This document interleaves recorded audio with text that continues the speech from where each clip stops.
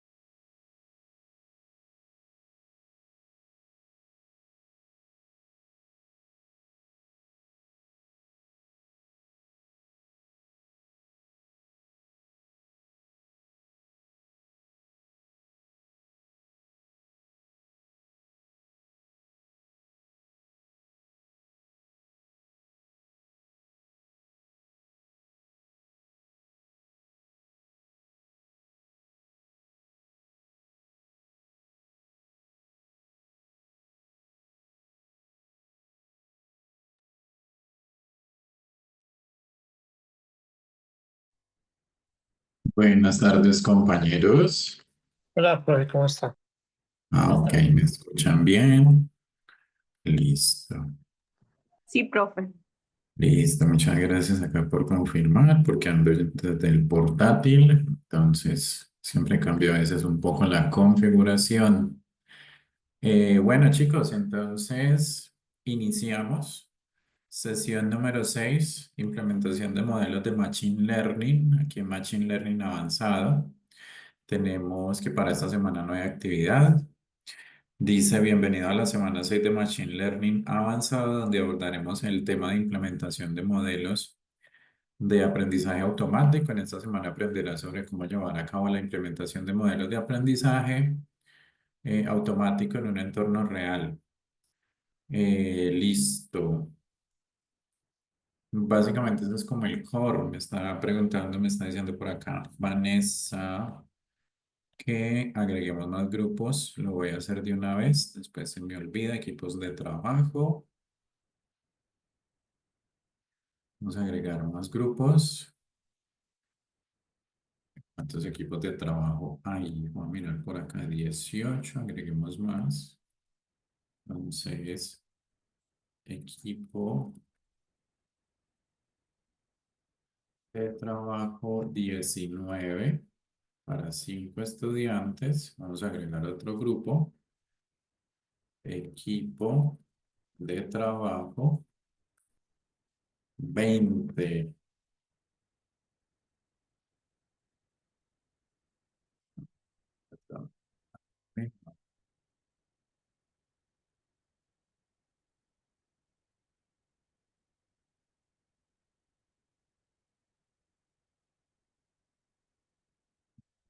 Esta opción y vamos a poner equipo de trabajo 21. Si necesitan más equipos, me avisan. Listo, ahí quedaron 3 equipos nuevos para que se puedan colocar ahí. Igual es que sí, siempre son muchos, ustedes son casi 40 estudiantes. Bueno, volvamos entonces a la temática. Veamos un poquito páginas y noticias para esta semana. Hablábamos la semana pasada del lanzamiento de GPT-5. Para iniciar, vamos a ver un pedacito de un video. Mm, Porque sí, la semana pasada hubo como varios inconvenientes con el lanzamiento de GPT-5, incluso a veces estaba quedando colgado, creo que ya los han ido solucionando. Vamos a ver, a hablar un poquitico de este video porque ChatGPT 5 no te funciona igual que a mí. Voy a volver a compartir, pero esta vez con el sonido, que siempre se me olvida compartir el sonido. Voy a reproducirlo un momentico, me confirman si pueden escuchar. Bueno, GPT-5 te da problemas, ¿estás cansado de que GPT-5 no rinda como debería? bueno, me confirman si pudieran escuchar. Sí, profe, se escucha. Sí, profe. Ok, Sí, profe. muchas gracias. Listo, muchas gracias.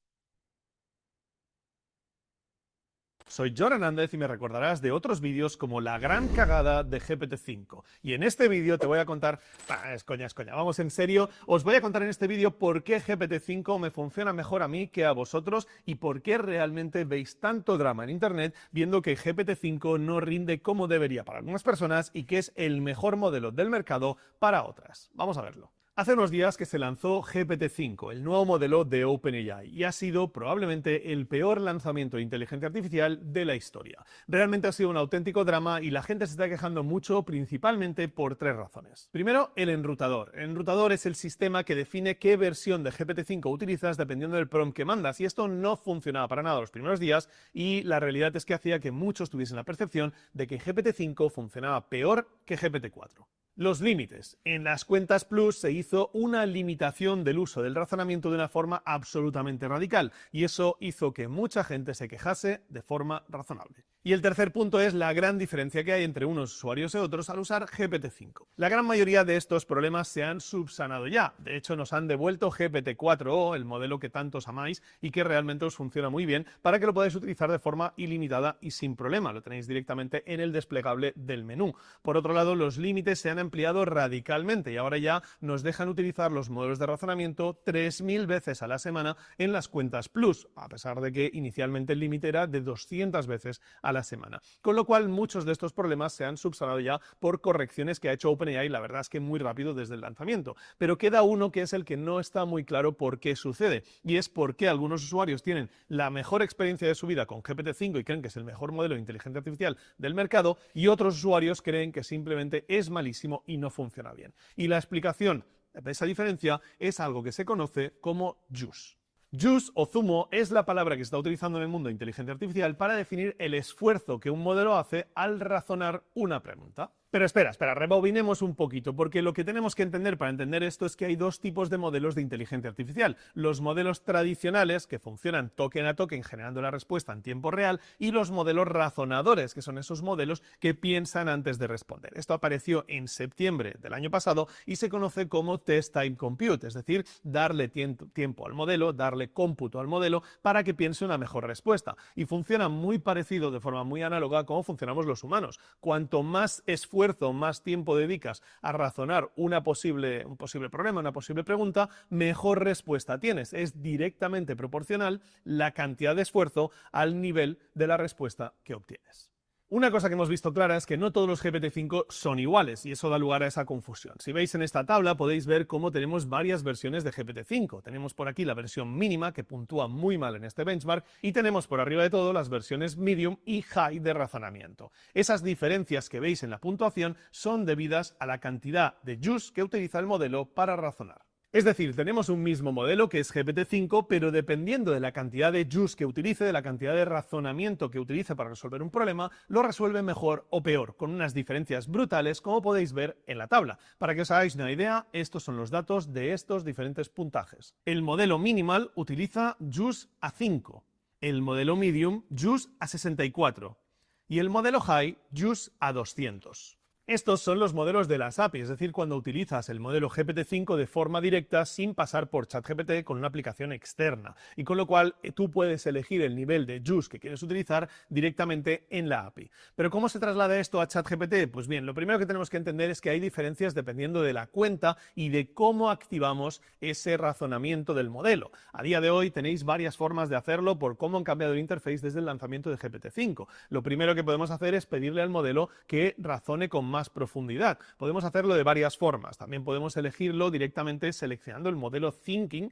directamente en el desplegable. Cada una de estas fórmulas para activar el razonamiento nos va a dar un resultado ligeramente distinto. En las cuentas Plus, independientemente de cómo lo hagamos, va a ser siempre lo mismo, pero en las cuentas Pro no. En las cuentas Plus, si le decimos al modelo que razone en el prompt, si lo conseguimos conducir directamente a través del router que nos manda al modelo de razonamiento o seleccionando el modelo Thinking, en todos los casos obtendremos un juice de 64. Esto es equivalente al modelo medium que teníamos en las APIs, con lo cual nunca obtendremos el razonamiento máximo de ChatGPT en una cuenta Plus. En las cuentas Pro es un poco distinto. Si se lo decimos a través del prompt, diciéndole piensa más en esto, o por ejemplo lo conseguimos directamente a través del autoenrutador que nos dirige porque él cree que tiene que razonar, obtendremos un juice de 64. Si por otro lado seleccionamos manualmente el modelo Thinking, el juice será de 128. Como veis, todo esto es muy confuso y es un gran error por parte de GPT-5, de OpenAI, hacerlo de esta forma, porque realmente no te deja claro qué modelo estás utilizando. Puedes estar utilizando GPT-5 con razonamiento, pero dependiendo del nivel de juice, cambia completamente la respuesta. Esto quiere decir, para empezar, que aquellos usuarios de cuentas Plus tienen una peor inteligencia artificial que los usuarios de cuentas Pro. Y no hablamos del modelo Pro en sí, GPT-5 Pro, que es otro modelo que solo tiene acceso a las cuentas Teams y las cuentas Pro, sino hablamos únicamente utilizando la versión razonadora de GPT-5. Además, estos datos no son 100% confirmados por parte de OpenAI, simplemente son en base a comentarios que han ido haciendo diferentes trabajadores en la red social de X, y con lo cual podría ser que los resultados en algunos casos sean menores y en otros casos superiores. Es decir, que el modelo decida que por mucho que tú hayas seleccionado el modelo Thinking, para esa consulta concreta va a utilizar el modelo Minimal, lo cual es un modelo muchísimo peor que el resto de modelos disponibles. En definitiva, es una cagada importante porque no tenemos claridad sobre lo que podemos o no podemos utilizar. Y es que no depende de que tú puedas decidir utilizarlo. Yo creo que quizás sería una mejor opción utilizar una especie de slider donde tú pudieses definir cuánto juice quieres utilizar para tu consulta. Pero evidentemente eso cuesta un cómputo muy distinto. Si estamos siempre trabajando en high, el coste para OpenAI sería muy alto, y con lo cual tendrían que modificar el tipo de plan y en lugar de tener una cuota fija por un uso ilimitado, tendríamos que funcionar un sistema de tokens que según el nivel que utilices consuma más o menos tokens. La realidad es que yo creo que van a acabar ahí. Van a acabar poniendo que tus límites dependan de la cantidad que haya razonado el modelo, es decir, que tengas un límite de tokens en tu suscripción basado en lo que pagas. Si pagas una suscripción más cara tendrás más límite de tokens, si pagas una suscripción más barata menos límite de tokens. Pero yo creo que es muy importante, sobre todo para los usuarios más avanzados de inteligencia artificial, que podamos utilizar la cantidad de razonamiento que creamos necesaria, porque si no, básicamente estamos obteniendo peores respuestas del modelo cuando podíamos obtener una respuesta mejor. Dicho eso, hay que tener en cuenta que GPT-5 no solo está hecho para la gente como yo o muchos de los que veis estos vídeos que utilizáis inteligencia artificial de una forma bastante pro, sino que está hecho para los cerca de 1.000 millones de personas que utilizan ChatGPT en el mundo. Y esos 1.000 millones de personas, en la mayor parte, más de un 93%, nunca ha utilizado un modelo razonador antes, solo ha utilizado GPT-4o. ¿Eso qué quiere decir? Pues que la gran mayoría de gente no tiene ni puñetera idea de cuándo un modelo razona y cuándo no razona, y lo que está intentando hacer OpenAI es hacérselo fácil, que el modelo decida cuándo tiene que razonar y cuánto tiene que razonar dependiendo de la consulta. El problema no funciona. Hoy por hoy, ese enrutador, que era la clave del lanzamiento de GPT-5, no funciona como debería. Y a pesar de que lo han mejorado y ahora sí que te redirige las preguntas cuando tienes una consulta, aún no están en el punto en que el modelo pueda decidir por ti cuánto cómputo debe usar. En definitiva, ahora sabes un poquito más, aunque no puedas cambiarlo, por qué tu modelo funciona distinto del mío. Y es porque mi cuenta de 200 euros, si tú no tienes esa misma, no va a funcionar nunca igual que la cuenta de 25 y no va a funcionar nunca igual que una cuenta gratuita. Lo que nos encontramos realmente aquí es una diferencia de castas de la inteligencia artificial. Y estoy convencido que va a salir un tier superior que va a costar $1000 al mes, con el que nos van a dar un nivel de inteligencia superior. En definitiva, vamos a poder tener un nivel de inteligencia equivalente a lo que podamos pagar por la inteligencia artificial. Nos vemos en el próximo vídeo. Chao.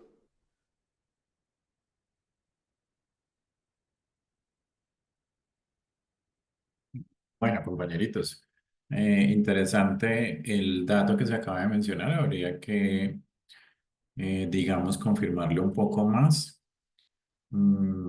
Sí, he tenido algunos problemas la semana pasada que estuve utilizando GPT-5 en términos de que a veces se reiniciaba el contexto o respondía en otro idioma. De repente como que volvía a arrancar la conversación. Seguro pues apenas lo están ajustando. Yo lo que hacía era devolverlo al 4.0 que funcionaba muy bien. Y está interesante este concepto de juice o de zumo o de jugo, juice en inglés, que hace referencia a la cantidad de razonamiento que hacen este tipo de modelos. Bueno, miremos ahora, todo esto es antes de entrar en el tema de hoy, ¿no? Esta página del LM Arena, no recuerdo si se las había presentado la clase anterior, justamente en este momento se me olvida, pero si ustedes se meten a la página de huggingface.co, Spaces LM Arena, AI LM Arena Leaderboard, que se los voy a compartir por acá por el chat. Básicamente, lo que pueden observar ahí en LM Arena es lo que corresponde a cómo están calificados los diferentes modelos de inteligencia artificial. Digamos que en estos momentos está texto, desarrollo web, edición de imágenes, búsqueda, texto vídeo, texto a video, imagen a video y Copilot. Digamos que vamos a ver, por ejemplo, el clásico de texto de View. Y aquí hay una calificación, un puntaje de calificación que define cuál modelo es mejor. Entonces, para texto, pues hay 6.549 votos. Esto está actualizado hasta 14 de agosto, hasta el día de ayer, en donde dice que GPT-5 High, la versión High, es por el momento la mejor. Estas son versiones pues, que están dentro de la API, como tal, cuando desarrollamos para producción estos modelos. Y le sigue Gemini 2.5 y luego Claude. Esto es para texto. Si nosotros queremos ver por aquí arriba, por ejemplo, para Copilot, sobre todo para los que programamos, en Copilot este está actualizado hasta el 28 de mayo del 2025. Hay una particularidad y es que, bueno, está un poquito desactualizado. Cuando decimos Copilot, hacemos referencia a el asistente de programación cuando estamos desarrollando los códigos. Y el primero es el de Claude, Claude Sonnet. Aquí está el 3.5, si no estoy mal, Claude ya está en la versión 4. Y luego le sigue DeepSeek. Incluso acá se menciona que esta versión de Claude está un poco por encima o mucho por encima de GPT-4o, según este ranking que nosotros estamos observando acá. Entonces, este es interesante, este se puede instalar uno lo puede instalar pues no en local, pero sí en el asistente y luego instalarlo en el IDE como Visual Studio Code para que lo ayude a uno. Sin embargo, pues también hay otros como Windsurf que ya son forks de Visual Studio Code que vienen con esta inteligencia artificial pues ya montada para ayudar a programar. Algunos compañeros que la están utilizando me han dicho que por lo menos el modelo de Cloud es excelente. Bueno, yo aún no lo he trabajado, este de Cloud lo he hecho más, pues todavía estoy como, cada vez que codifico le pregunto a ChatGPT y voy cuadrando el código.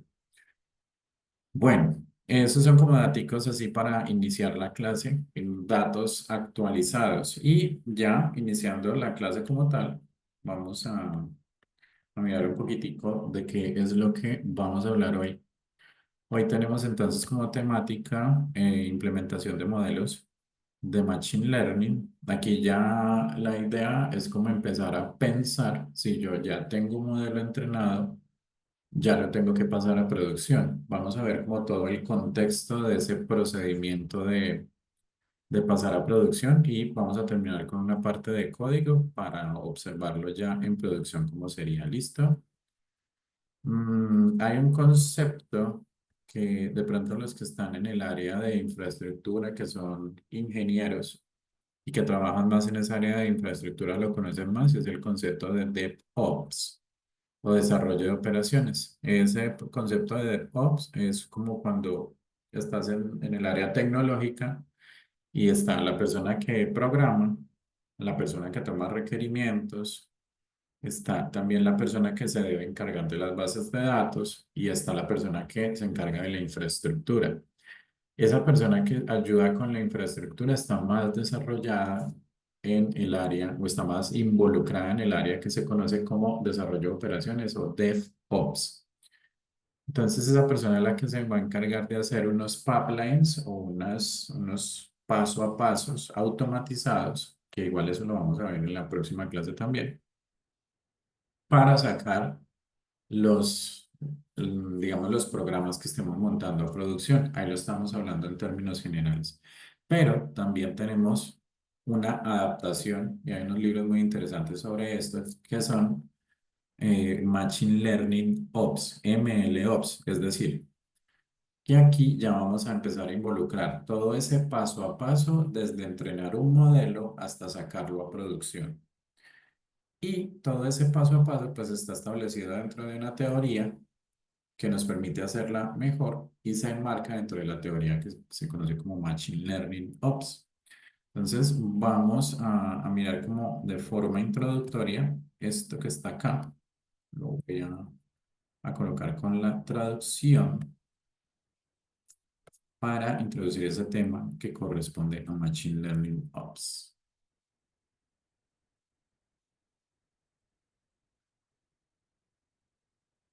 Vamos a colocar acá la traducción automática.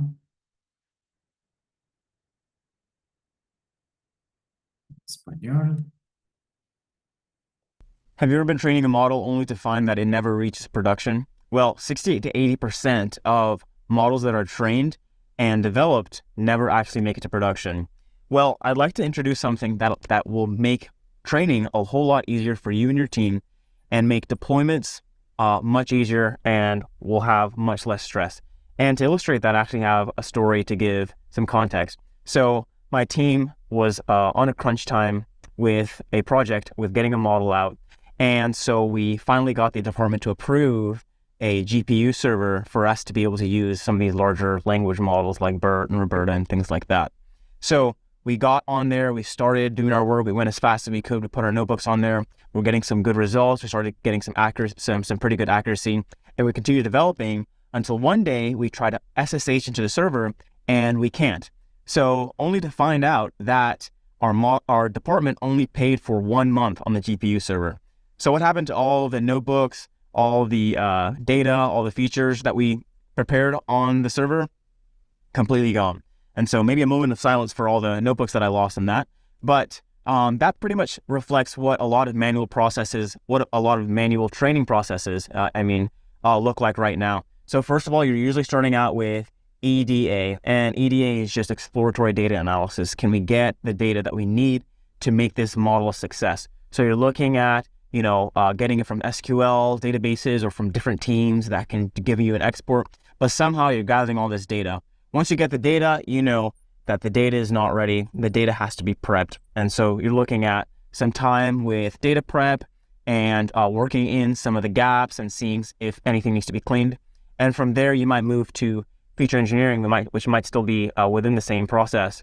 At the same time, you're doing your data prep and you're creating and you're transforming some of these columns and you're turning them into new features that will help your model. Well, once you have the features, you're ready to train. And so training is usually the next step. Training is its own process. It's its own task because you have to look into different models. You have to look and see which one is going to give you the best accuracy.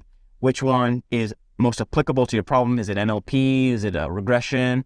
That type of thing. And the training starts once you get some good models. You also have to do the hyperparameter optimization depending on the model. From there, you're ready for deployment. And deployment can be its own can of worms because it's either using some sort of API or it's got to integrate with a front end or back end. And if you're a small team like my own, you might be the people writing both the front end and the training. So you're doing all of that. And then finally, you're ready for monitoring and looking at how this is performing. It's up on the deployment server, however you decided to do your endpoint. And you just got to look and see if this accuracy is good enough for the business. But what will happen is, entropy. Eventually, your model is not going to be as accurate as it needs to be. And so this whole process starts again. Or your team is tasked with a new model. But all of that is manual and really adds a lot of headache only 60 to 80%, only 20% is 40 to 20% of them actually making it to production. That's a lot of work. And I'm here to show you a different and better way. So MLOps, as you can tell from the name, implements DevOps principles, DevOps tools, and DevOps practices into the machine learning workflow. And so the beginning of DevOps and the beginning of really any development project is you're going to start out with the dev and the EDA work. All of that at the end of the day is code, right? You're writing a notebook, you're writing some sort of Python script or some R script or Julia or something like that. But all of that is code, and you can put all of that code in a source code repository. And what that does is it opens us up for the automation that's going to come next.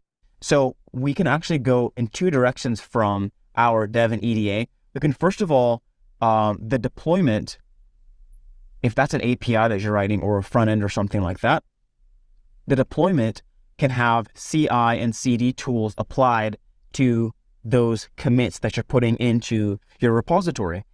On the other side, your training can also take benefit from CI and CD.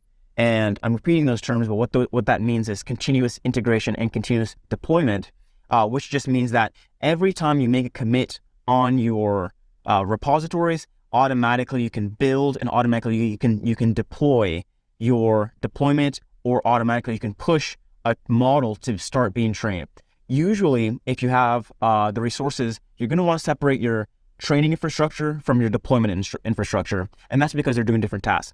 Training, you're usually going to want a GPU, some sort of highly parallel computation, and on deployment, you might be fine with spinning up Docker containers or something, little containers that might have a load balancer to just handle demand.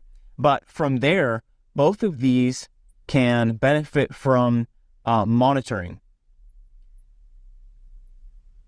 So in DevOps, there's naturally monitoring tools just to make sure your deployments are still live, just to make sure your rollouts are happening. And you can also see how A/B tests are doing and things like that. We can apply the same ideas to your model.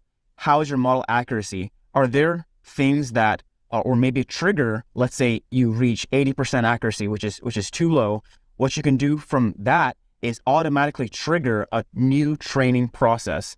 And it'll take the code, it'll begin the new training on new data, and using CI/CD and using automation, you can get a new model up on the production server without too much hassle. So just imagine how much stress is gone from doing this manually to going to this automated MLOps type of pipeline. I hope this helps, and I hope that you'll be able to see better accuracies and much more speed whenever you're training your models. Thank you. Thanks so much. Bueno, aquí de lo que nos están hablando es justamente de el proceso de automatización de el entrenamiento. Nosotros hoy vamos a trabajar más como la parte de despliegue a producción de un modelo sencillo, pero todo eso se puede automatizar cada vez que, como él mencionaba allí, si supongamos bajamos a un 80% de precisión o porcentajes mucho más bajos, inmediatamente que el proceso vuelva a iniciar, se vuelva a hacer otro entrenamiento y se vuelva a hacer el despliegue a producción. Dentro del MLOps, lo podemos definir como una estandarización y agilización de la gestión del ciclo de vida del aprendizaje automático. Ese ciclo de vida lo que hace es que transforma ese desarrollo del proceso de Machine Learning que se hace manual a un proceso que sea, además de eficiente, sea repetible y confiable. Básicamente, nosotros tenemos tres fundamentos dentro de este despliegue automático. Uno es el que está relacionado con Machine Learning como tal, otro el que está desarrollado con Dev y otro el que está desarrollado con operaciones. Cuando nosotros hacemos Machine Learning, lo que estamos mirando es tomando una data, creando un modelo y haciendo unas predicciones. Ese proceso se va repitiendo. Cuando nosotros hablamos de dev o de desarrollo, necesariamente es porque vamos a necesitar, o lo puede hacer uno mismo, o sea, como decía, eh, se decía en el video, a él le toca hacer en ocasiones el desarrollo frontend, le toca hacer desarrollo backend cuando el equipo es pequeño. Entonces tenemos una parte de dev en donde se hace una planeación para desarrollar una pequeña aplicación, que reitero, ahorita lo vamos a mirar.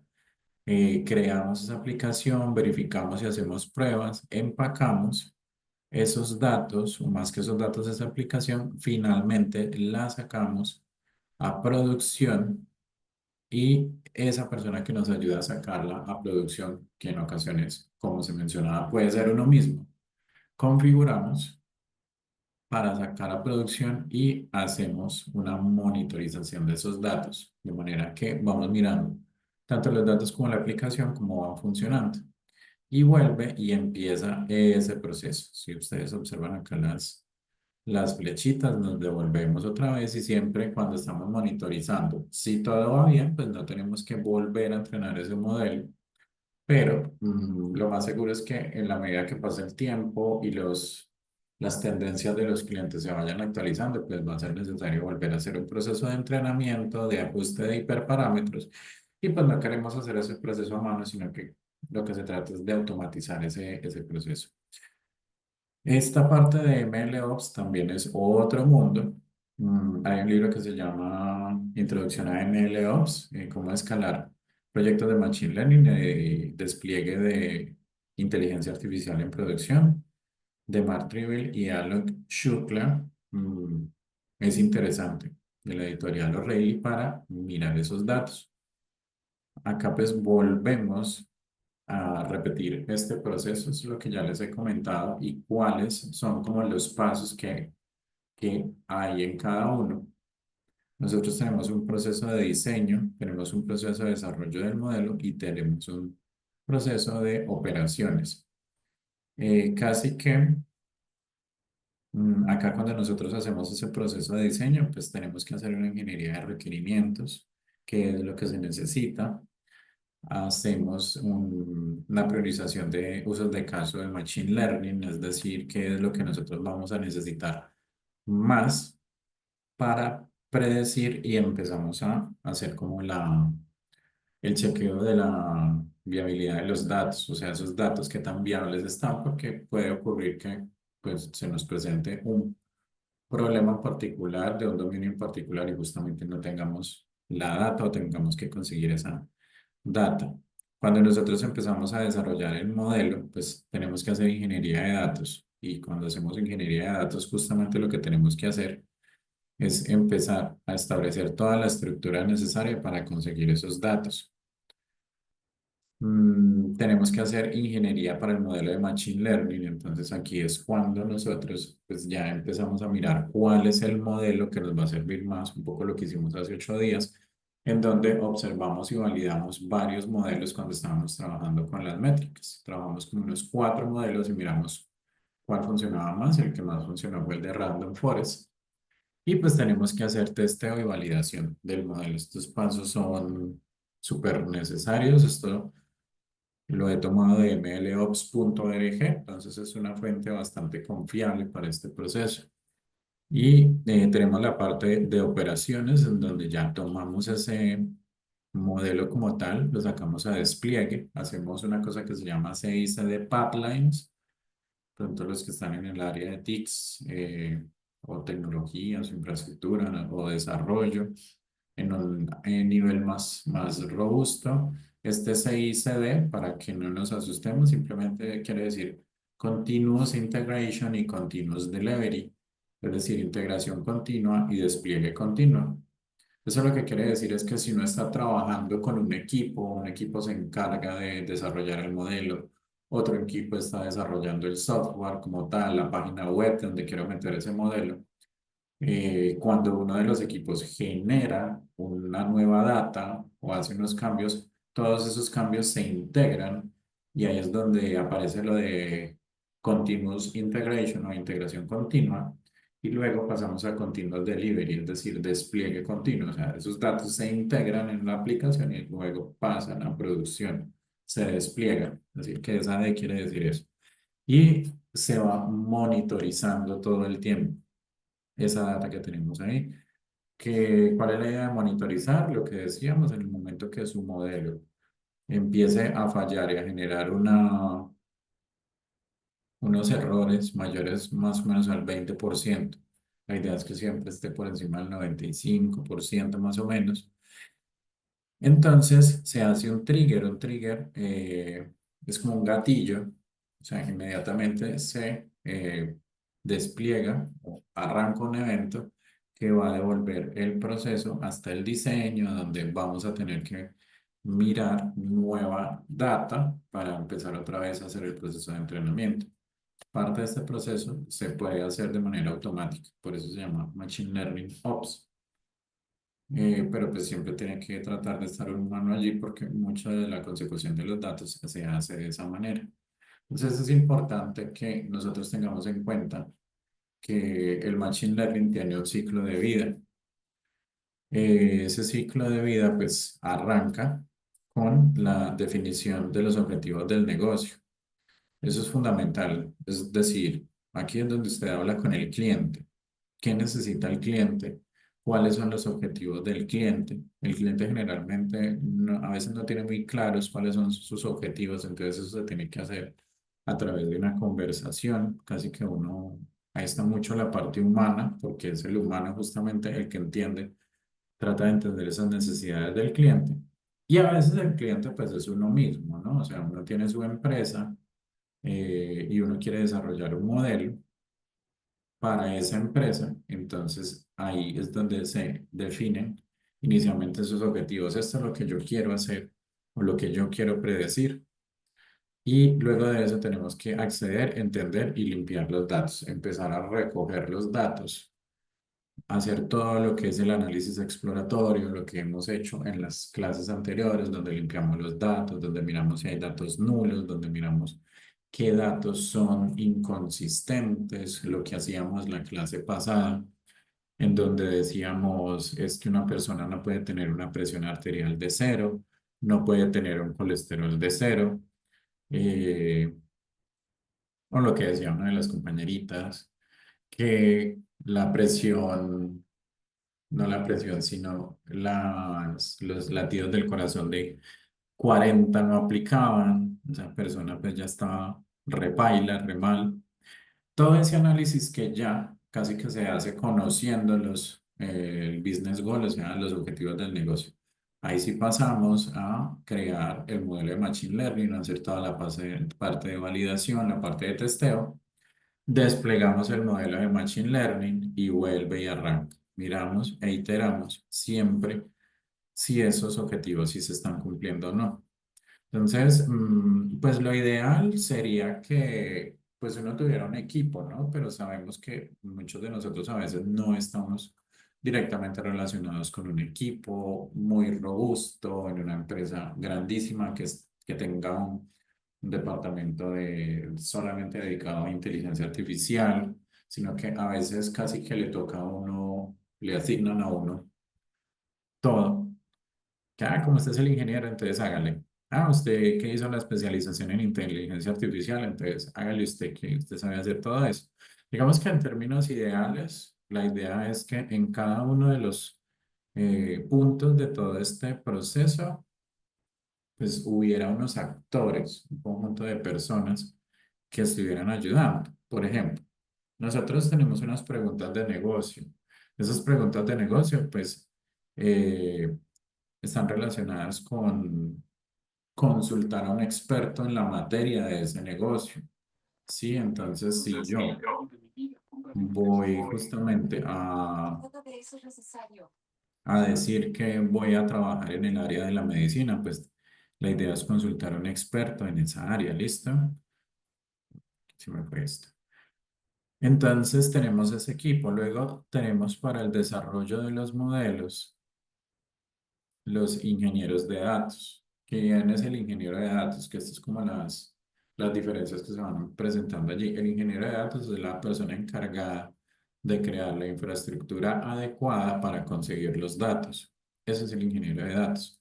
Entonces, él es el que nos va a ayudar con la adquisición de los datos, un poco con hacer ingeniería de características, pero aquí también nos van a ayudar los científicos de datos con la preparación de los datos, con el entrenamiento, la experimentación y la evaluación.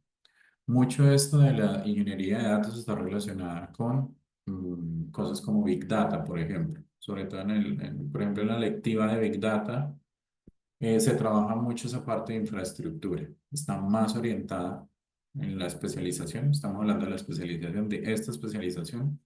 La lectiva de Big Data está más orientada a esta parte de ingeniería de datos. Eh, Luego de desarrollar ese modelo como tal, pues nos toca prepararlo para producción y las personas que nos van a ayudar van a seguir siendo los ingenieros de datos, los ingenieros de software y las personas que se encargan de crear el modelo de Machine Learning, es decir, Machine Learning Architects. Entonces aquí es donde vamos a tener la preparación para producción, donde también vamos a tener un QA. Y el QA, pues es esa persona que se va a encargar de la parte de calidad. Y acá en la parte de despliegue a producción, pues tenemos también el apoyo del ingeniero de datos y del DevOps. Y luego, en la parte de monitorización, entre la monitorización y la parte del desarrollo del modelo en todo este ciclo, pues aquí vamos a tener la ayuda del científico de datos en toda esta sección de acá. Y en esa parte de monitorización, en ese proceso donde volvemos a desarrollar el modelo y volvemos a hacer este ciclo, pues vamos a seguir necesitando el experto en la materia. Esta parte del científico de datos, pues está también más relacionada con, listo, toda esa parte de análisis de datos para mirar si esos datos sí nos están sirviendo para el modelo. Eso es como a grandes rasgos todas las personas que uno esperaría que se necesitan para eso. Entonces nosotros tenemos unos roles donde está el experto en la materia, el científico de datos y el ingeniero de datos. ¿Qué responsabilidad tienen ellos? Pues el experto en la materia es el que formula las preguntas de negocio, hace los KPIs o los objetivos. Dentro de los KPIs, pues tenemos esas características principales que vamos a necesitar para trabajar ese negocio. Esa es la persona que va a estar ahí diciendo esto que ustedes están desarrollando, pues sí sirve para mi negocio o no sirve. O sea, uno siempre tiene que estar haciendo ese feedback con esa persona. Finalmente es la que nos va a decir si eso va a servir o no. No necesariamente esa persona sabe de ciencia de datos. A ella solo le interesa que lo que usted le está dando a esa persona le sirva y le cumpla con sus objetivos. Tenemos el científico de datos. Su responsabilidad es desarrollar los modelos que respondan a las necesidades del negocio.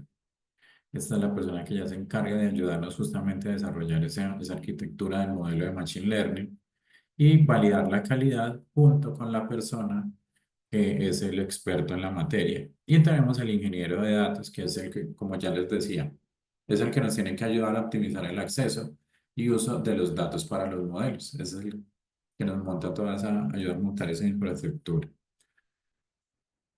Ok, este es como uno de los, no es que ese sea precisamente como el rol que se tiene que hacer, pero es una guía que nos puede servir. Entonces, dentro del rol están los ingenieros de software también, ahí es donde entran los desarrolladores, los ingenieros de DevOps, los auditores, esas personas que nos ayudan a minimizar esos riesgos empresariales, que también nos pueden ayudar un poco con el QA, y los arquitectos de Machine Learning, donde estas personas pues nos pueden ayudar a escalar esas tecnologías. Como les digo, hay ocasiones en que si uno es la empresa, si usted tiene su propio emprendimiento, usted es el que hace todo esto. Usted es el experto en la materia, usted es el científico de datos, usted es el que hace ingeniería de datos para conseguir los datos, usted es el que desarrolla el software, usted es el que despliega, usted es el que audita, usted es el que monta los modelos de Machine Learning.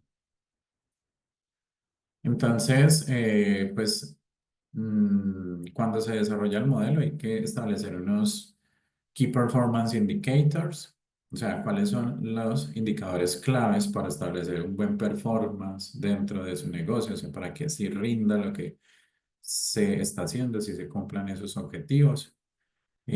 Para ese desarrollo del modelo, recordemos que hay que definir las fuentes de datos, realizar análisis explorativo o exploratorio de datos, qué datasets son relevantes, son válidos en tiempo real. Son estos datos sensibles, porque no podemos decir que esos datos pues siempre vayan a ser completamente públicos, cuáles son las características que importan. Tenemos que hacer ingeniería de características. Aquí básicamente lo que les estoy explicando un poco rápido es cómo se va haciendo el desarrollo del modelo. Denme un momentico.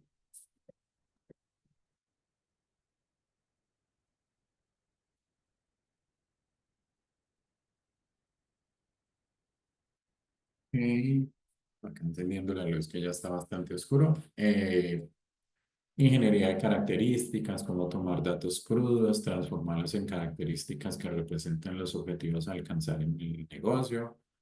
Pasamos al entrenamiento y evaluación, donde vamos a utilizar diferentes modelos. Recordemos que esto es un asunto que tiene su componente artesanal, ya lo hemos visto incluso en los libros, que los mismos libros mencionan que no existe una receta completa, sino que vamos iterando sobre varios modelos, que sí tenemos una idea general de cómo funciona, pero vamos explorando algunos modelos para empezar a ajustar hiperparámetros,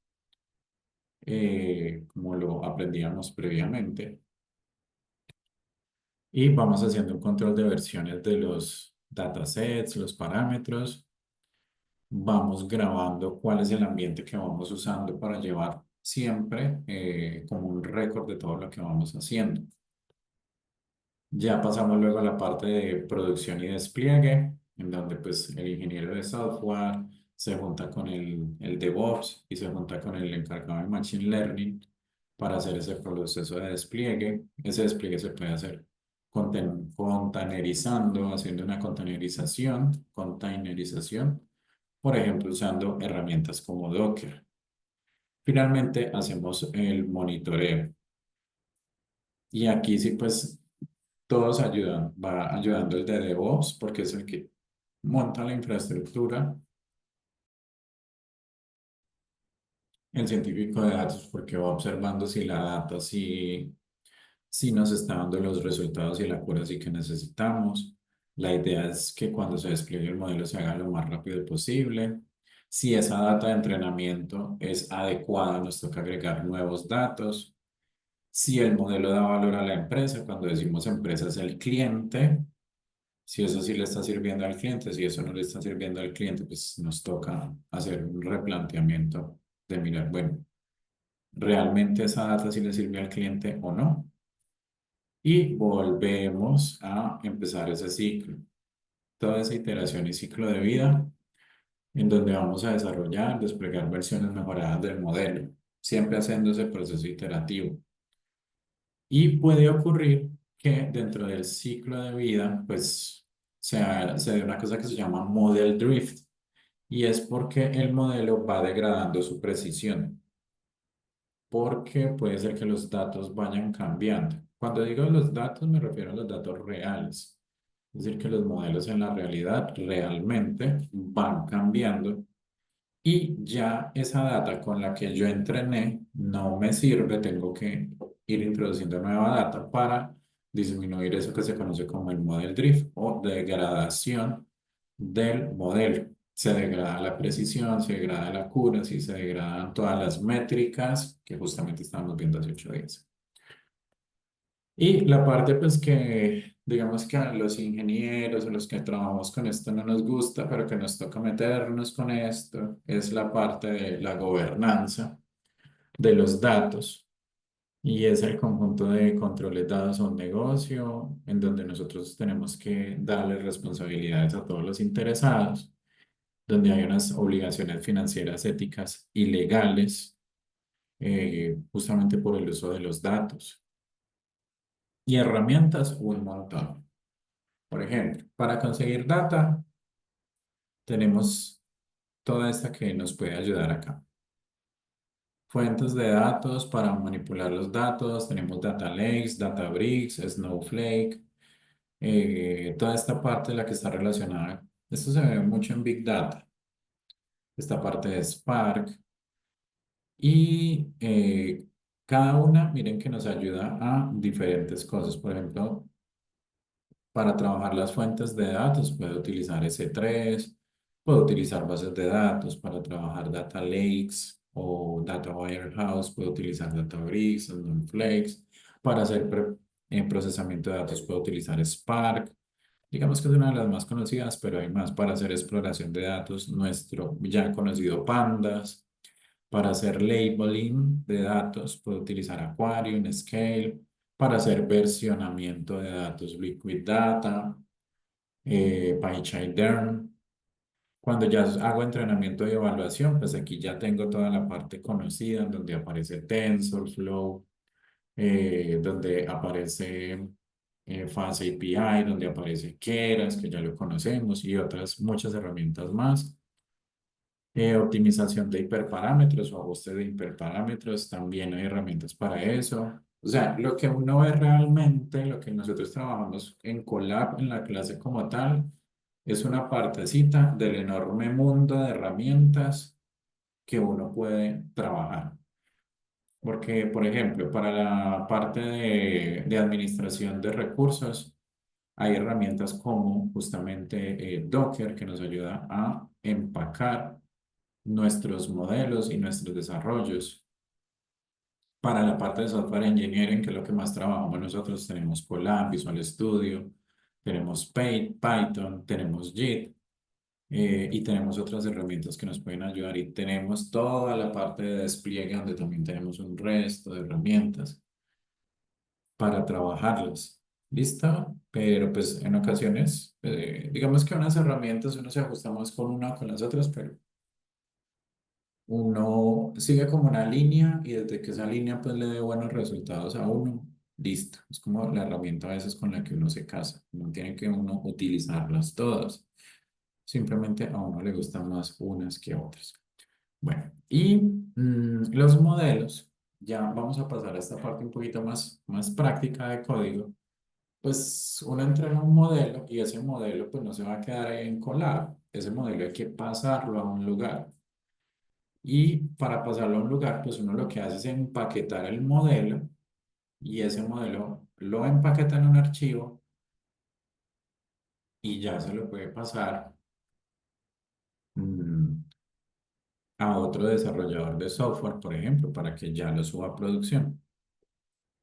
Hay diferentes formas de empacar los archivos, los modelos.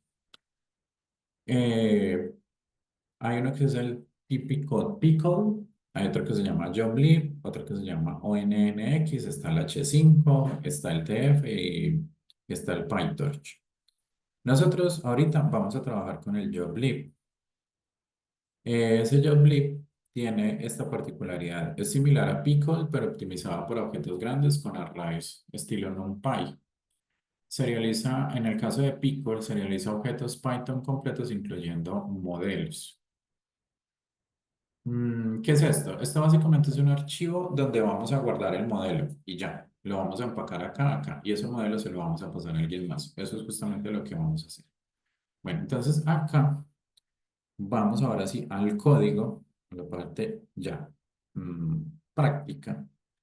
Y aquí está la explicación. Voy a ampliar esto un poquito más. Bueno, vamos a utilizar el modelo que hemos utilizado previamente, el de Heart Disease. Simplemente lo vamos a usar porque pues, ya lo tenemos conocido y nos queda como fácil entender. Primero, pues tenemos la implementación del modelo. Toda esta parte ya está codificada. Aquí yo solo voy a hacer un repaso rápido para pasar a la parte de producción. Bueno, voy a abrir aquí la carpetica para que se levante el entorno de producción de Python. Voy a descargar el dataset, que ustedes saben que no se guarda, es el conocido dataset de Heart Disease. Voy a mirar si estoy, sí, ahí estoy en la cuenta. Voy a descargarlo por acá. Acá ya justamente lo tengo.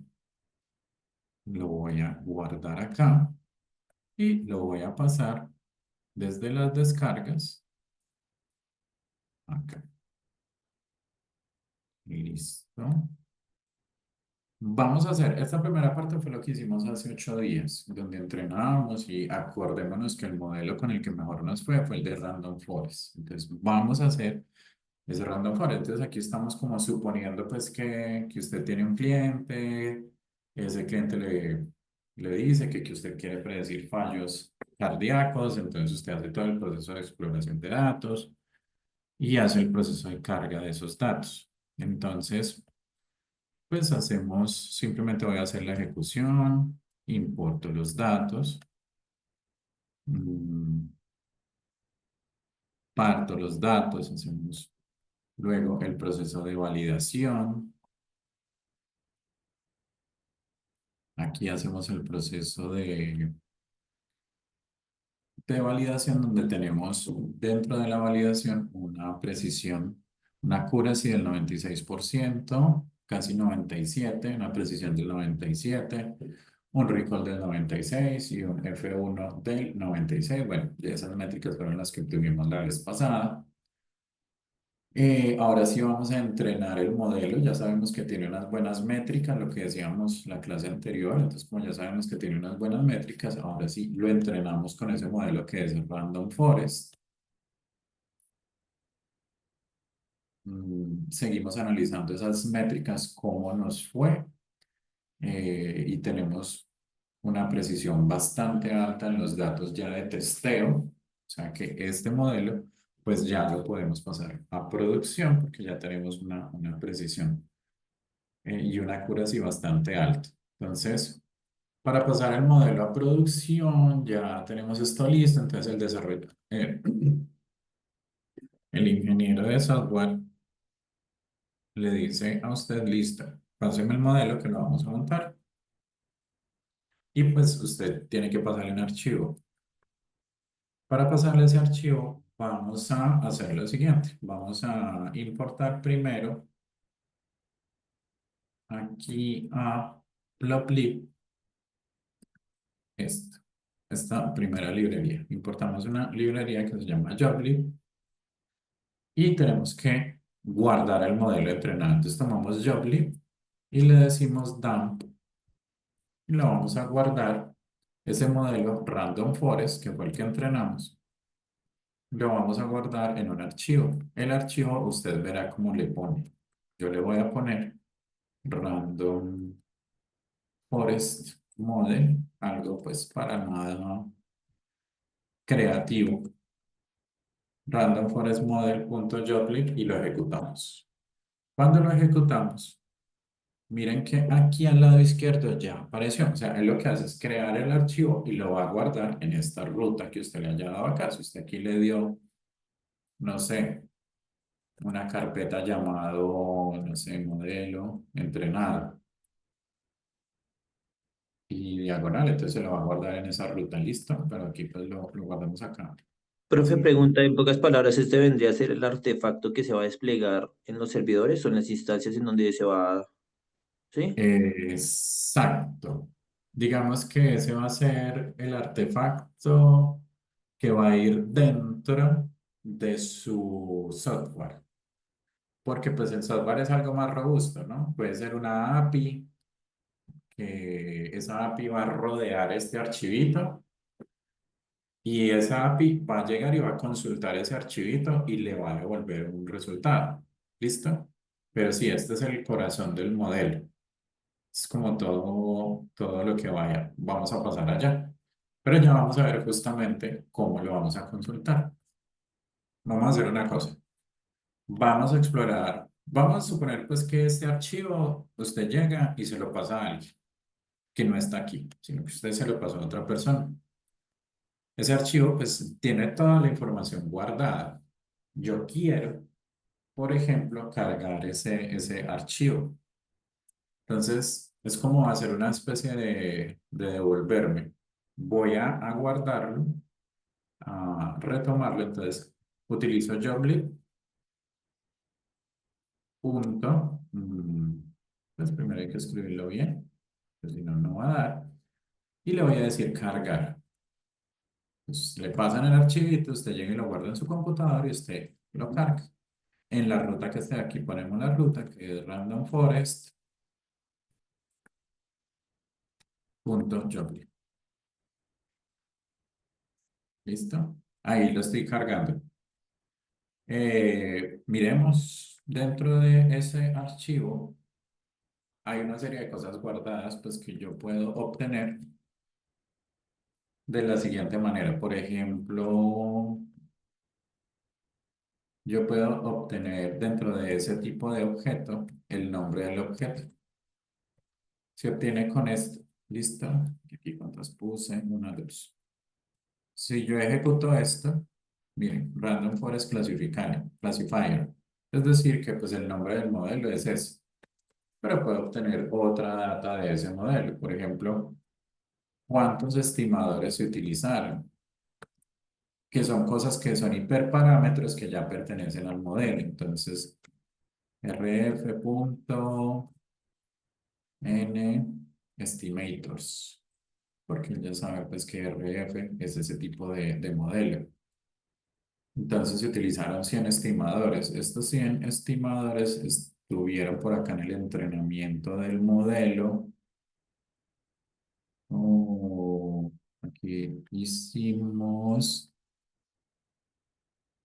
la predicción. Aquí hicimos el entrenamiento de Random Forest. Y por acá hicimos el RF. Ya. ¿Qué son? Aquí dice Random Forest Classifier. Él por defecto utilizó 100 estimadores. Y todo eso queda guardado en ese modelo. Por ejemplo, ¿qué más data podemos mirar? Podemos mirar cuántas clases se guardaron. rf.clases. Si yo ejecuto, teníamos las clases 0 y 1. Acuérdense que son que se enfermó o que no tiene probabilidad de estar enfermo. Y todo queda guardado en ese archivo. Pues, los hiperparámetros, cuántas características teníamos. Todo eso va a quedar guardado ahí, listo. Si nosotros, por ejemplo, hacemos un listado de las columnas, podemos hacer una interpretación de eso que tenemos ahí. Si queremos, por ejemplo, mirar los hiperparámetros con los que se trabajaron o las características, más bien, miremos las características. Temperaturas. Esas características las sacamos con rf.n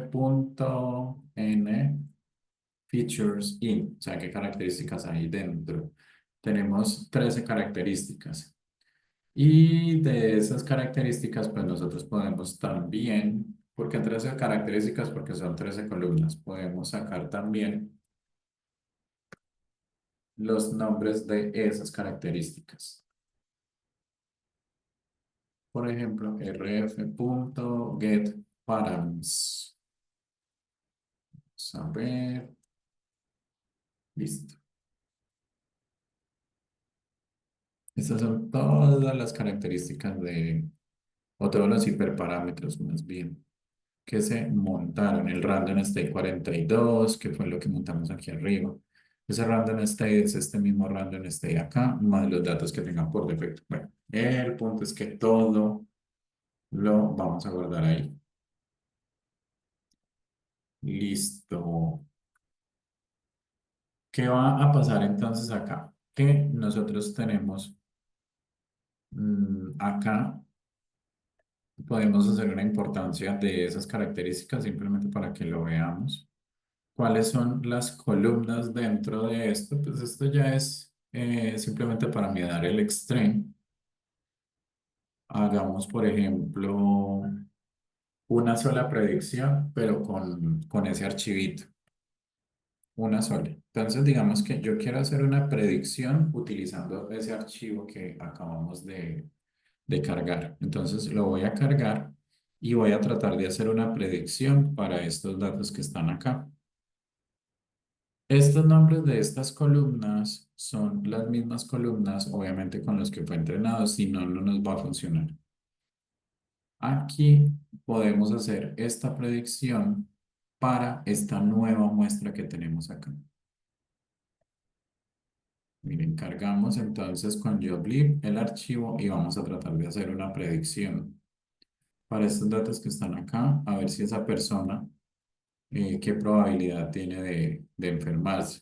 Entonces tiene una probabilidad del 0.99, o sea que la predicción es 1. Todas estas predicciones que tenemos acá, las sacamos de el archivito que entrenamos. ¿Listo? Es como, no sé si ustedes de pronto han trabajado con Olama. Cuando uno trabaja con Olama, uno puede descargar como su chat GPT personal, ese archivo que pesa un resto, pesa muchos gigas, usted lo puede cargar en su computador y lo puede usar en su computador. Es eso mismo lo que estamos haciendo acá, cargar ese archivito. Y aquí viene la parte como chévere. Pero más que chévere es como la que no hemos trabajado antes. Digamos que usted ya quiere como que la gente pueda usar su modelo. Entonces ahí usted ya le toca ir a decirle a un desarrollador de software o si usted sabe desarrollar software, vea, yo tengo este modelo, yo necesito que usted me monte una página web para que la gente utilice ese modelo. Para poder utilizar ese modelo, pues nos toca desarrollar un sitio web que aquí toca aprovechar a Colab porque Colab es, digamos, lo único que tenemos a mano. Profe, Bueno, pregunta. pero pues ahí está Colab. Mire, usted tiene que tener un sitio web pequeñito. Digamos que este es su sitio web. En ese sitio web, usted tiene su modelo. ¿Qué va a hacer la gente? La gente va a ingresar al sitio web. En ese sitio web, el sitio web va a recibir los datos que le meta la gente, va a consultar el modelo y va a sacar unos resultados que va a devolver acá. ¿Qué es lo que ocurre? Que para usted poder montar un sitio web, usted necesita una cosa que se llama un servidor, que sirve los datos, o sea, que va a entregar los datos. Todas las páginas web y todos los sitios web necesitan una cosa que se llama un servidor o hosting. Entonces usted tiene que poder montar esto en un servidor o hosting. Hay unos gratuitos, hay otros de pago, hay unos en Amazon, hay otros en Azure, hay otros en Google, bueno, hay un montón. ¿Con qué contamos nosotros en este momento? Contamos con una cosa que se llama Colab, que nos va a servir de servidor. Un servidor, en últimas, es un computador. Nada más y nada menos. Eso es un computador. Eso es un servidor. Eh, que puede tener Windows o puede tener Linux, pero la verdad, la mayoría tiene Linux.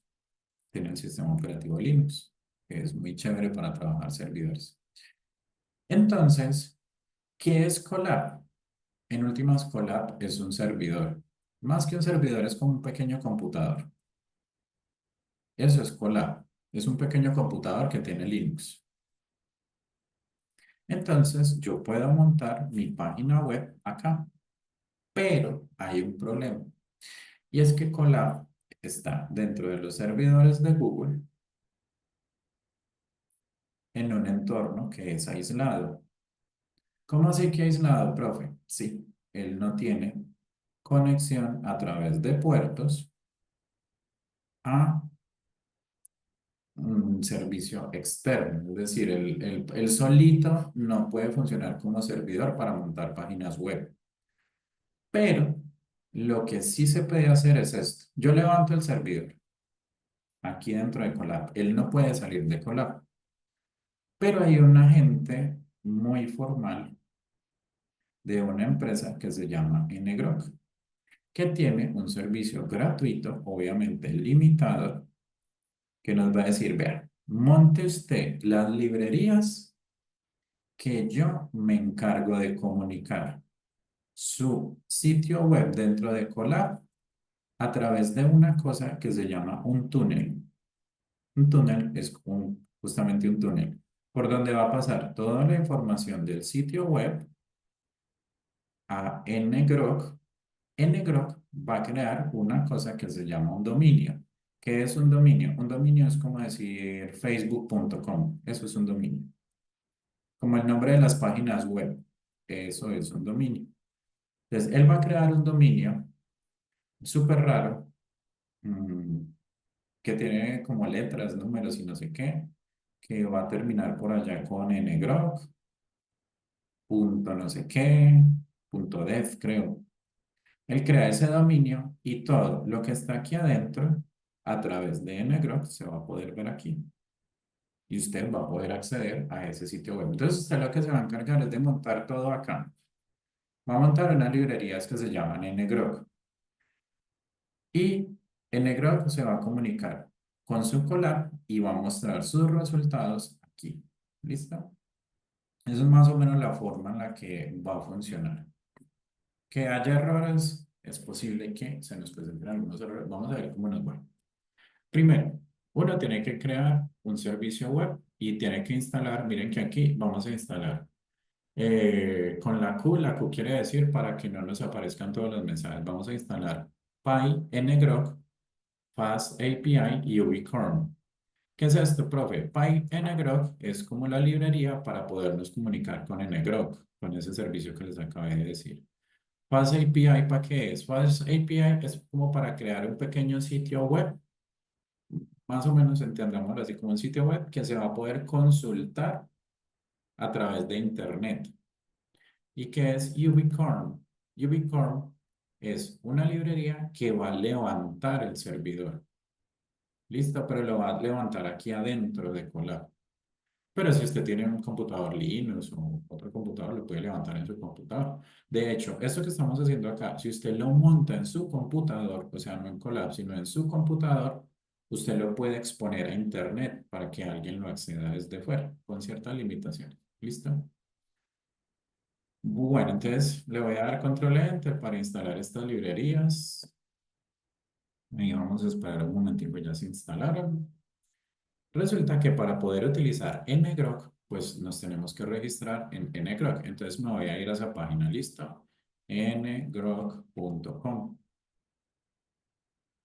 Me voy a loguear, pues yo ya tengo el registro, ¿no? Aceptar todas las cookies. Me logueo con mi cuenta, que ya la tengo.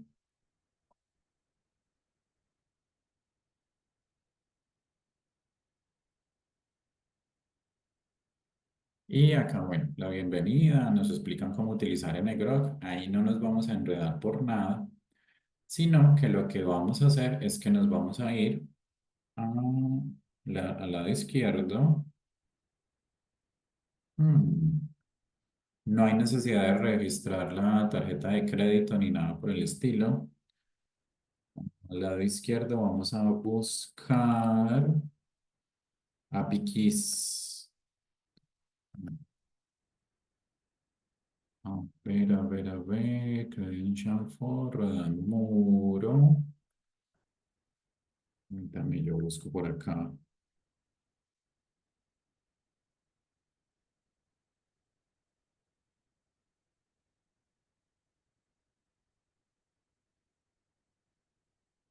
Acá tengo que buscar, que justamente se me acabó de embolatar, tengo que buscar la API con la que voy a hacer el ingreso.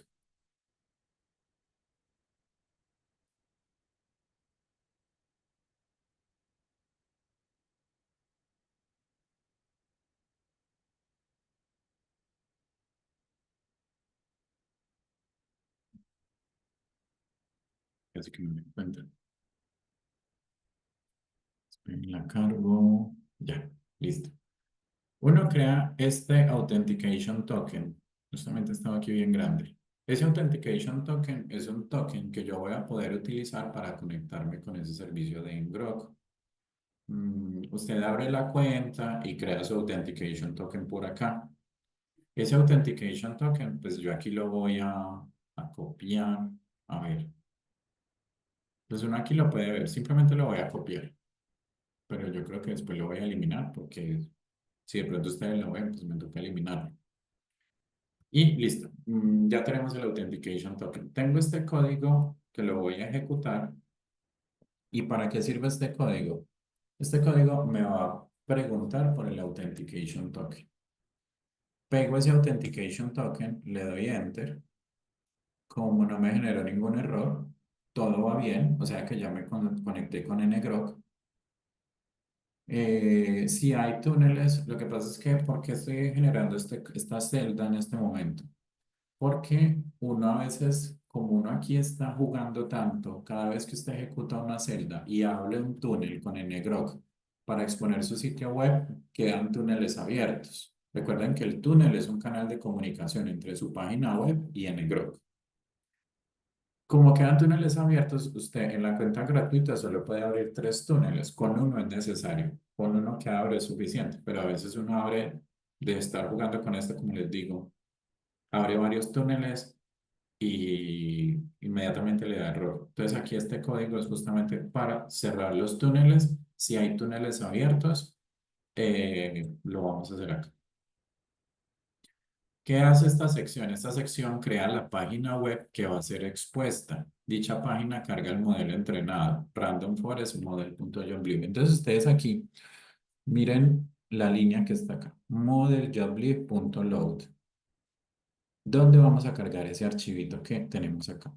¿Listo? ¿Qué es todo esto que hay alrededor? Todo esto es para crear una página web. Todo esto que dice Fast API es justamente todo lo que rodea a ese modelo para yo poder mostrar una página web y que consulte el modelo que está creada en HTML. ¿Listo? Todo este código que está acá ya vamos a ver cómo se muestra. Entonces, todo este código se va a guardar en un archivo que se llama main.py, que se va a guardar en esta carpetita. Simplemente es ejecutarlo. O sea, todo esta collab está hecho simplemente porque usted lo ejecute y ya. Lo que les estoy explicando. Se crea este archivo que se llama main.py, que lo vamos a necesitar para después. Usted no se preocupe por nada, simplemente dale control enter. Bueno. Vamos a reiniciar ahora sí el servidor. O sea, ya creamos la página web, cargamos el modelo, nos comunicamos con Ngrok. Vamos a crear un servidor. Ahí se levantó el servidor. Ese servidor está metido dentro de Colab. No se está comunicando por fuera. ¿Qué hacemos? Aquí en la última celda, crea el túnel, o sea, conecta su Colab con Ngrok. Y Ngrok le va a generar una paginita web. Vamos a ver cómo nos va. Y miren que aquí ya se generó una página web pública. Esta es la dirección. Miren que es una dirección rara. Dice ngrok-free.app y quiere decir que está apuntando a localhost 8000. ¿Esto qué es? Esto que es una dirección dentro de su collab. Por eso se llama localhost. Host local, es decir, como el anfitrión local. Aquí está apuntando esta página desde afuera, adentro de su collab. Y obviamente, con lo que hicimos aquí atrás, está apuntando a la página web que creamos. Vamos a irnos a esta dirección. Dice que vas a visitar este sitio, que este sitio es servido desde un espacio gratis de Negrok, bla, bla, bla. Cuénteme, Edison. Profe, buenas noches. Una pregunta, pues, porque como lo dijo usted, él está haciendo ese trabajo gratuito, pero la pregunta es, él se me está quedando con los datos, o en el grupo, ¿con qué? Porque él ya está accediendo a mi modelo cuando yo le estoy dando acceso ya a lo que yo estoy ahí publicando, él se me quedó con el modelo y con mis datos también. No, porque el modelo no está en Negrok. O sea, si ellos pueden, obviamente, monitorizar los datos que usted está pasando, eso sí, pero los archivos como tal no están en el Negrok. Nada está en el Negrok, no queda guardado ahí. En estos momentos, toda la data está en su collab. La va a servir a través de Negrok, pero en Negrok no es que guarde datos, o sea, Negrok no es un servidor. ¿Qué es Profe, Negrok? Es profe, un tool. Cuénteme. Ngrok viene a ser en pocas palabras como la capa de data power en los proyectos, que es la comunicación entre las dos Sí, puntas. exacto. Es una capa de comunicación. Aquí está Collab. ¿Lista? Y a través de Collab manda los datos por este túnel y ya los muestra en el dominio de Negrok. Ahora bien, no es que se le vaya a quedar con los datos, no. Lo que sí es cierto es que como en Negrok está abriendo el túnel, él puede ver los datos que están pasando por acá. Eso sí es cierto. O puede, pues en este caso porque lo estamos haciendo gratuito, ¿no? Es más como, digamos que el uso de Negrok es más para este ámbito académico en donde yo quiero que ustedes vean cómo funciona. Pero uno lo que debía hacer en términos de producción es conseguir un hosting y ahí sí montar sus modelos. Listo. Pero es más como para que yo quiero que ustedes vean y jueguen un poquito. Miren que cuando yo le digo visitar el sitio web, ya me muestra la página web que creé. Esta página web sale de este código HTML que está acá. Crea esta página web y aquí pues yo ya puedo hacer predicciones. Ahí hay unos datos por defecto, entonces yo puedo decir que voy a ampliar esto un poquito porque está un poco pequeño, que ustedes lo vean mejor. No sé, si es mujer y si el colesterol es de 200, entonces, ¿cuál es la probabilidad de que tenga un riesgo cardíaco? En este caso, de la probabilidad de 0,9. Entonces, miren que si yo les mando esto por el chat, en teoría, no sé qué limitaciones tenga en el Grok, pero ahí, si ustedes se meten a esa dirección, pueden ver esta misma página. ¿Listo? Ujú. Y ahí dice que predicción de ataques al corazón.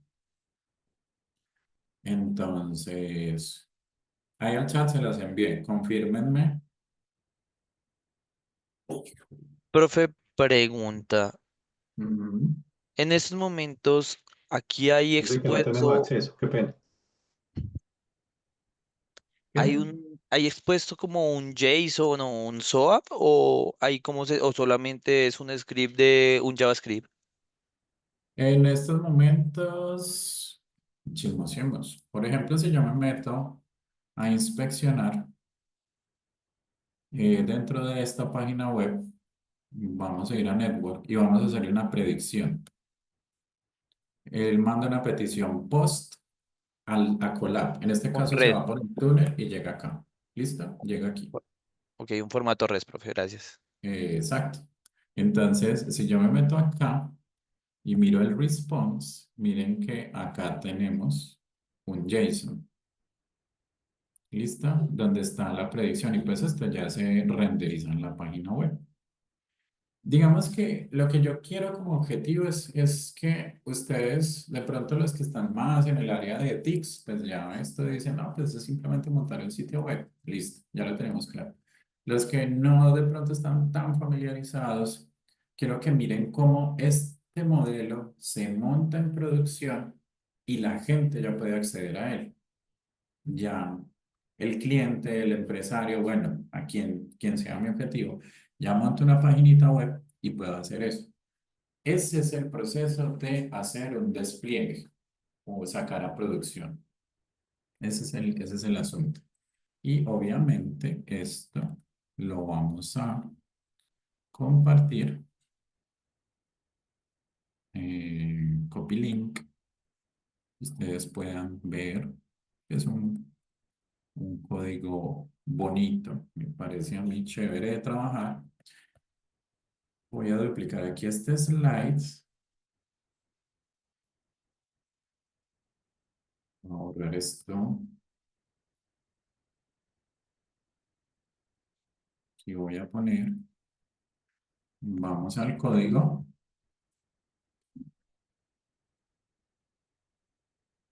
Y voy a poner hola.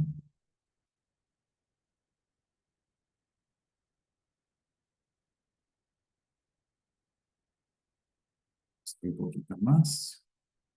Y listo, voy a ir compartiendo acá. Copiar el link. Profe, qué pena, ¿Cómo? vuelvo a preguntar. O sea que en pocas palabras lo que viene a hacer en Necrog es como una librería para convertir nuestro proyecto en un request, ya sea en formato POST, en formato REST o en formato SOAP, y lo Mm, expone, ¿sí? mm, O sea, no se mm, evita el tener que traer una librería y armar tu stream en pocas palabras de manera manual. mm, pues es que no exactamente. Lo que pasa es que Negrok, es lo que les decía ahora, en Negrok únicamente genera el túnel. Y el túnel es una forma de comunicación entre su servidor y la web. ¿Por qué lo estamos haciendo? Porque Colab no tiene cómo salir.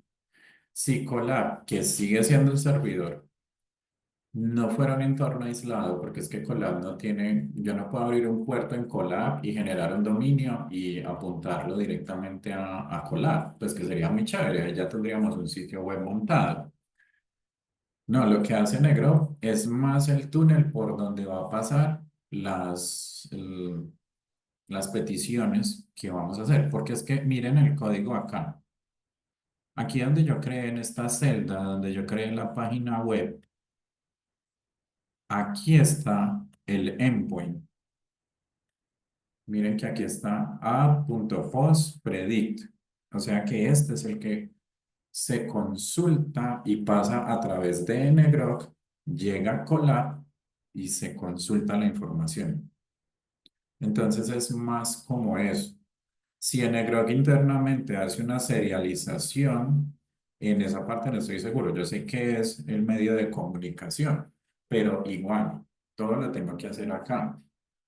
Miren que aquí en este pedacito de código está lo que es el JSON y el mensaje que yo voy a devolver igual lo tengo que montar. ¿Listo? Profe, es Incluso, cierto que cuéntame. en un proceso normal es, pues hablando ya del proceso, sería tener un servidor web como Tomcat, como Internet Information Server, y tener ahí desplegada la aplicación y el modelo, con las Sí, APIs, obviamente, eso es lo que se hace, ¿cierto? Y ya la página web claro. es, ok. Sí, sí. Incluso ustedes pueden, por ejemplo, esto que yo estoy haciendo acá, usted llega y abre Visual Studio Code. Y en Visual Studio Code o lo que usted esté haciendo, New Window. Usted monta aquí su ngrok y su servidor, aquí en su computador, con Visual Studio. Levanta, carga el modelo, levanta el servidor, levanta la aplicación y le aplica ngrok y Ajá. inmediatamente se va a comunicar su computador con ngrok y alguien externo puede acceder a ese sitio web. Ajá. Obviamente con limitaciones, ¿no? No es que todo el mundo se pueda meter ahí y usted le pueda generar tráfico, no, como para Ujú. pruebas.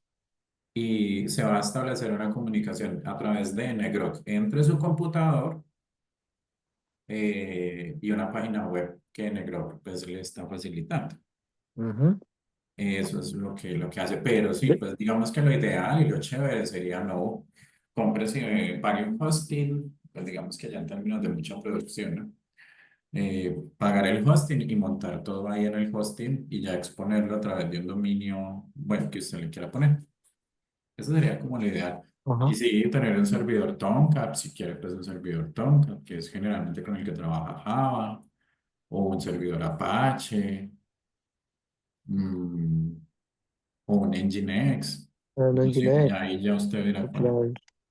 Y puede tener hasta N modelos, porque usted podría decir, la opción de la pantalla 1 es para Exacto, esto, la sí. pantalla, el modelo 2 es para esta pantalla, el modelo 3 es para esta otra. Eso sí, usted ya monta ahí todo su sitio web, con lo que usted quiera jugar ahí. Es como, ay, ya nos pasamos, siempre nos pasamos. Eh, Venga, yo voy copiando el archivo. Es como ya les muestro una paginita que es muy chévere, que tiene montado un modelo de Machine Learning para reconocimiento de imágenes. Primero les comparto esto al foro de discusión, foro de dudas, ingresar, acá. Buenas noches, compañeros, compañeros. Les comparto la presentación. Ahí va el collab también, ¿listo? La presentación de la sesión 6.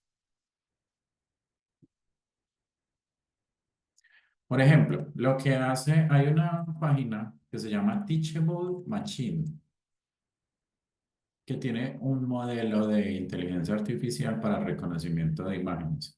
Voy a se los comparto por el chat, para que la vean, que pues, me parece muy curioso, es como bonita. Eso las compartí. ¿Qué hace Teachable Machine? Teachable Machine tiene montado un modelo para reconocimiento de imágenes, para uno jugar poquito. Digamos que Getting Started, vamos a crear un nuevo proyecto. Un modelo pues gratuito, modelo estándar.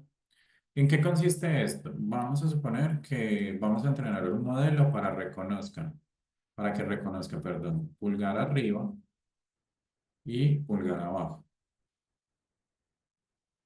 Vamos a ver cómo le va con el entrenamiento. Entonces usted me toca de la webcam, me toca, si la encuentro, me toca desactivarla un momentico para poderla usar acá porque en la página vamos a utilizar la webcam. Activo la webcam. Listo, ahí estoy. Entonces yo voy a hacer pulgar arriba.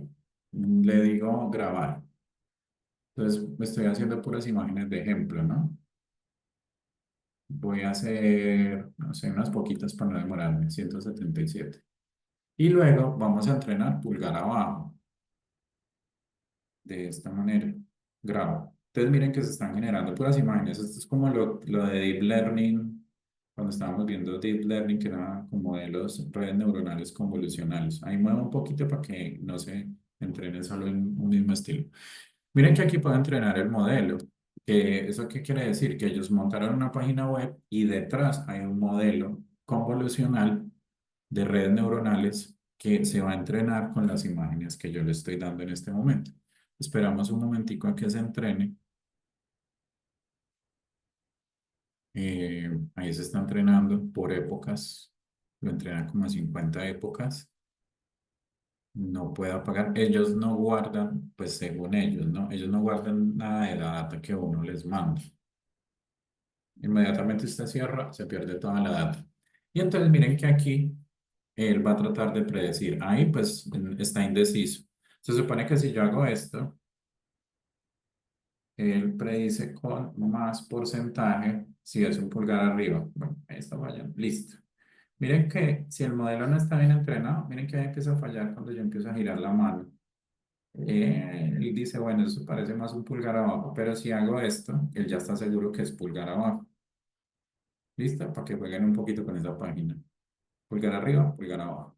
Y uno puede entrenar en esta página, usted cuando ya entrenó el modelo lo puede exportar para montarlo en otra página web. Ese modelo ya entrenado. Ya viene mucha cosa montada. ¿Sirve solo para eso que acabamos de hacer? No. Por ejemplo, un juego de piedra, papel o tijera con las manos. Usted lo entrena para piedra, para papel y para tijera. Y él le reconoce eso. A partir de ahí usted puede hacer, por ejemplo, un juego. Reconoce objetos. Usted lo entrena para que reconozca un celular, para que reconozca un computador, para que reconozca un control remoto. Bueno, ahí está montado un modelo de red neuronal, como lo que nosotros acabamos de hacer, más sencillito. Entonces ahí tienen un ejemplito también montado en producción. Bueno, chicos, entonces todo por hoy. Muchísimas Muchas gracias. gracias por su Muchas gracias, atención. profe. Una Feliz puente, que se acabe feliz muy fin de bien. semana para todos. Muchas Igualmente, gracias. Buena chao. tarde, profe. Gracias. Gracias. Buen fin de Buenas semana. Que estén noches. bien. Chao.